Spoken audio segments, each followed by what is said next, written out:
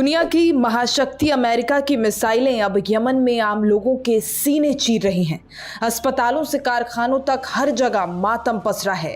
Trump के दूसरे कार्यकाल शुरू होने के बाद से यमन में किए जा रहे हवाई हमलों ने अब तक कम से कम 123 लोगों की जान ले ली है, जिनमें अधिकांश आम नागरिक हैं। यमन की राजधानी सना से स्वास्थ्य मंत्रालय ने जानकारी दी कि इन हमलों में 247 लोग घायल भी हुए हैं, जिनमें कई महिलाएं और बच्चे शामिल हैं। रविवार को सना प्रांत के एक सिरेमिक कारखाने पर अमेरिकी मिसाइल हमला हुआ, जिसमें 6 लोगों की मौत और 30 लोग घायल हुए। स्वास्थ्य मंत्रालय ने अमेरिका पर नागरिक ढांचे और औद्योगिक इकाइयों को निशाना बनाने का आरोप लगाया है। ट्रंप ने खाई है हूतियों के खात्मे की कसम। अमेरिकी राष्ट्रपति डोनाल्ड ट्रंप ने घोषणा की है कि हूती विद्रोहियों को पूरी तरह से खत्म किया जाएगा और अमेरिका के दैनिक हवाई हमले जारी रहेंगे। अमेरिका का कहना है कि ये हमले हूती लड़ाकों को रेड सी और इजराइल पर हमलों से रोकने के लिए किए जा रहे हैं। हालांकि हूती गुट का कहना है कि वो फिलिस्तीन के समर्थन में तब तक संघर्ष जारी रखेंगे जब तक इजराइल गजा में युद्ध और नाकाबंदी को समाप्त नहीं कर देता। हूथियों ने दावा किया है कि उन्होंने इजराइल पर 2 मिसाइलें दागी और इजरायली तट पर एक ड्रोन हमला भी किया। इससे यरूशलेम और तेल अवीव में सायरन बजने लगे। हालांकि इजरायली सेना ने कहा है कि मिसाइल को इंटरसेप्ट कर लिया गया। हमले के बावजूद बनी है हूथियों की ताकत। हूथियों की मिसाइल लॉन्च सुविधाएं भी बनी हुई है। मार्च के मध्य से इसराइल की ओर बैलिस्टिक मिसाइलें और अमेरिकी नौसैनिक जहाजों पर ड्रोन और मिसाइलों को दागना जारी रखा है। हालांकि इनमें से किसी ने गंभीर क्षति नहीं पहुंचाई है, लेकिन खतरा बना हुआ है। एक विश्लेषज्ञ का कहना है कि हूथियों की तुलना जंगली जानवर बिज्जू से की जाती है। बिज्जू की खासियत ये होती है कि उसके ऊपर कोबरा के काटे जाने का भी असर नहीं होता। हूथियों ने भी इसी तरह की दृढ़ता दिखाई है। इस सप्ताह की शुरुआत में ही हूती प्रवक्ता का कहना है, यमन पर दर्जनों हवाई हमले उनके धार्मिक, नैतिक और मानवीय कर्तव्यों को पूरा करने से नहीं रोक पाएंगे। हालांकि अमेरिकी अभियान ने कुछ हद तक हूती क्षमता को कमजोर किया है, लेकिन इतिहास गवाह है कि सिर्फ हवाई हमलों से रणनीतिक लक्ष्य कम ही हासिल किए जा सकते हैं। पिछले 1 दशक में हूतियों ने हजारों बमबारी झेली है और वो अब भी अडिग हैं। ऐसे में अमेरिकी हमले हूतियों को कमजोर करने के बजाय उन्हें और मजबूत कर सकते हैं। वो अब संयुक्त अरब अमीरात तक अपने हमले का विस्तार करने की धमकी दे रहे हैं, जो हूतियों की विरोधी उत्तरी यमन की सरकार का समर्थक है। इस बीच सऊदी अरब ने अपने एयर डिफेंस को अलर्ट कर दिया है।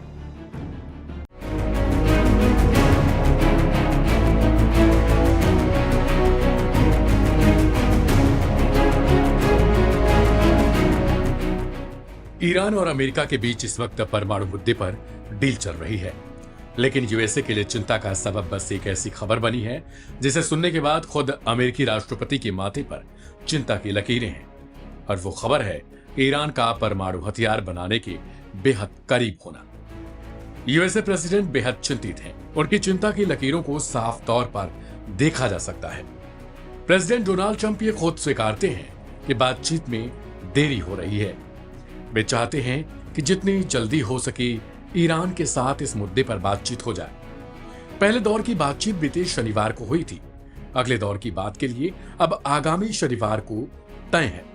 लेकिन उससे पहले ट्रंप का एक इंटरव्यू चर्चा का विषय बन चुका है, जिसमें ट्रंप खुद ये अंदेशा जता रहे हैं कि ईरान बेहद करीब है परमाणु हथियार बनाने के। हालांकि ट्रंप यहां भी दादागिरी दिखाने की मूड में होते हैं, लेकिन माथे पर चिंता की लकीरें साफ झलकती हैं। क्या ट्रंप को कोई ऐसी खबर मिल गई है जिससे अमेरिका ये जान गया कि ईरान ने परमाणु हथियार बना लिया, या फिर महज 60% संवर्धित यूरेनियम के कारण ही ईरान से अमेरिका को तकलीफ होने लगी? पत्रकारों से बातचीत के दौरान डोनाल्ड ट्रंप बेहद चिंतित दिखाई दे रहे थे। वहीं ट्रंप से जब इस मसले पर सवाल पूछा गया तो वे बेहद असहज नजर आए। फिर ट्रंप ने आशंकित होकर जवाब देते हुए कहा कि अमेरिका के मूर्ख लोगों की वजह से ईरान इतना कामयाब अब तक हुआ। अगर वे रहे होते तो ईरान इतना आगे नहीं बढ़ पाता। ट्रंप अपने बयान में कह रहे हैं, ईरान हमसे समझौता करना चाहता है, लेकिन उन्हें समझ नहीं आ रहा कि कैसे करना है। सच में उन्हें बिल्कुल नहीं पता। शनिवार को हमारी उनसे एक मीटिंग हुई थी और अगली मीटिंग अगले शनिवार के लिए तय है। मैंने कहा कि ये बहुत लंबा समय है, बहुत ही लंबा। मुझे लगता है कि वो हमें बस घुमा रहे हैं, लेकिन ईरान को न्यूक्लियर हथियार की सोच से पूरी तरह बाहर आना होगा। वो न्यूक्लियर हथियार नहीं रख सकते, कोई नहीं रख सकता। हम नहीं चाहते कि किसी के पास न्यूक्लियर वेपन हो। और मुझे लगता है कि वो हमें इसलिए घुमा रहे हैं क्योंकि हमारे देश में इतने सालों तक मूर्ख लोगों से डील करने की आदत बन गई है। जब मैं राष्ट्रपति था तब ईरान परफेक्ट था, कोई हमला नहीं हुआ। अगर मैं राष्ट्रपति होता तो 7 अक्टूबर को इसराइल पर हमास का हमला कभी नहीं होता, क्योंकि उस समय ईरान पूरी तरह से कंगाल था, एकदम दिवालिया। और मैं नहीं चाहता कि वो गरीब रहे। मैं चाहता हूं कि वो एक समृद्ध और महान देश बने, लेकिन सिर्फ एक शर्त है और वो बेहद आसान है। उनके पास न्यूक्लियर हथियार नहीं होना चाहिए और उन्हें तेजी से ये कदम उठाना होगा, क्योंकि वो इस दिशा में काफी आगे बढ़ चुके हैं। लेकिन हम उन्हें हथियार रखने नहीं देंगे। अगर हमें कुछ सख्त होना पड़ा, करना पड़ा, तो हम जरूर करेंगे। और मैं ये हमारे लिए नहीं कह रहा, मैं ये पूरी दुनिया के लिए कह रहा हूं। ये लोग कट्टरपंथी हैं और इन्हें न्यूक्लियर हथियार नहीं मिलने देना चाहिए। जाहिर है कि अमेरिकी राष्ट्रपति डोनाल्ड ट्रंप पहले भी कह चुके हैं कि अगर कोई डील नहीं होती तो ईरान पर सैन्य हमला हो सकता है। वहीं ईरान ने दो टूक जवाब दिया कि जब तक धमकी और दबाव की भाषा बंद नहीं होती तब तक सीधी बातचीत नहीं होने वाली। हालांकि ओमान की मध्यस्थता में अमेरिकी दूत स्टीव विटकॉफ और अब्बास अरागची के बीच पहली बार आमने सामने की बात हुई है। फिलहाल अभी 19 अप्रैल को अब इटली के रोम में होने वाली बातचीत पर सबकी निगाहें हैं। देखना दिलचस्प होगा कि इटली की मध्यस्थता से आखिर कुछ ईरान और अमेरिका को क्या हासिल होता है। फिलहाल ट्रंप के इस रवैये को लेकर आपकी क्या प्रतिक्रिया है उसे कमेंट बॉक्स में लिखें। ढेर सारी खबरों के लिए सब्सक्राइब करें लाइव हिंदुस्तान।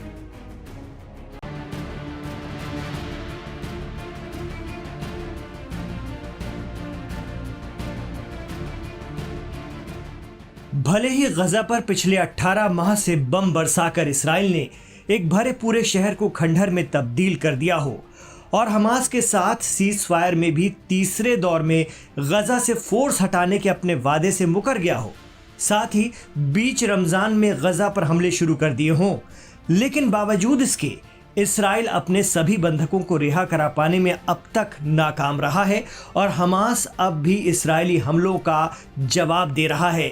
ये भी एक बहुत बड़ी सच्चाई है कि हमास के कब्जे से जितने भी इसराइली बंधक छूटे हैं वो सिर्फ कूटनीतिक प्रयासों की वजह से। यही वजह है कि अब इसराइल के बड़े लोगों में नेतन्याहू हुकूमत के एक्शन को लेकर शक पैदा होता जा रहा है। साथ ही लोग लंबी जंग और लगातार मिल रही हार से थक चुके हैं। हालात ये हैं कि मोसाद के पूर्व या साबिक अफसरान ने एक खत लिखकर पीएम नेतन्याहू से गजा में तुरंत जंग रोकने की मांग कर डाली है।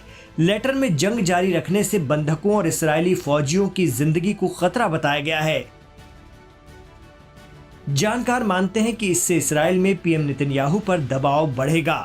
गौरतलब है कि इस्राएल में दिन ब दिन हमास के कब्जे से बंधकों को रिहा कराने की मांग वाले मुजाहरे भी तेज होते जा रहे हैं और अब इस मुहिम में IDF यानी इस्राएल डिफेंस फोर्स में रहे बड़े अधिकारी भी शामिल होते जा रहे हैं। वो लगातार सरकार को चेता रहे हैं कि आक्रामकता के चक्कर में कहीं बंधक डील न अटक जाए और इस्राएली शहरियों की जान पर न बनाए। इस बीच हमास ने भी कुछ बंधकों के वीडियो जारी किए हैं जो अपनी इस हालत का जिम्मेदार इस्राएली हुकूमत को बताते हैं। लेटर लिखने वालों में मोसाद के पूर्व मेंबर्स के साथ साथ IDF में रहे पैराट्रूपर्स, डॉक्टर, एयरफोर्स के आला अधिकारी भी शामिल हैं। लेटर में सरकार से गजा में हमास की ओर से बंधक बनाए गए लोगों की वापसी को तरजीह देने की बात लिखी गई है, भले ही इसके लिए हमास से चल रही जंग क्यों ना खत्म करनी पड़े। आपको बता दें कि मोसाद इसराइल की सबसे अहम खुफिया एजेंसी है। ऐसे में जंग रोकने के लिए मोसाद वालों के खत पर 250 से ज्यादा लोगों ने साइन किए हैं। ये पत्र पूर्व शीर्ष बंधक वार्ताकार डेविड मिदान ने तैयार किया है और इसमें सुरक्षा सेवा के पूर्व प्रमुख डैनी याटोम, एफ्राइम हेलेवी और तामीर पार्डो भी शामिल हैं, जिससे मालूम चलता है कि इसराइल के अंदर ही बंधकों के परिवारों के साथ साथ आम शहरी और फौजी अफसरान भी जंग के खिलाफ हो गए हैं। इसमें कोई दो राय नहीं कि गजा में लंबी लड़ाई, फिर हिजबुल्लाह से लेबनान में उलझाव और अब यमन के हूतियों के हमले, इसराइल हर तरफ से घिर गया है और अब तक हासिल कुछ खास नहीं हुआ है। एक्सपर्ट कहते हैं कि हिजबुल्लाह के साथ 2 माह तक चली जंग में ज़मीनी कार्रवाई के बावजूद इसराइल को साउथ लेबनान का एक गांव भी हासिल नहीं हुआ। आखिरकार सीज़फायर करना पड़ा। हमास भी बंधक अपनी शर्तों पर छोड़ रहा है। तमाम जतन के बावजूद इसराइल अपने बंधक नहीं ढूंढ पाया है। और तो और यमन के अंसारुल्लाह लाल सागर पर इसराइली जहाज़ों पर क़यामत बरपा रहे हैं और इसराइली राजधानी और दीगर शहरों पर उनकी मिसाइलें हर दूसरे तीसरे दिन गिर रही हैं। ऐसे में इसराइल में आम लोगों के प्रदर्शन के बाद अब मोसाद जैसी एजेंसी से जुड़े रहे आला अफसरान का सामने आना और सरकार पर दबाव बनाने का अभियान बता रहा है कि इसराइल में लोग अब लंबी जंग से थक गए हैं। भले ही अमेरिका का पीएम नेतन्याहू और इसराइल के साथ भरपूर समर्थन हो, यमन और ईरान को छोड़कर बाकी अरब देश भी चुप हों, लेकिन इसराइल के लोग अब लंबी लड़ाई से ऊब चुके हैं।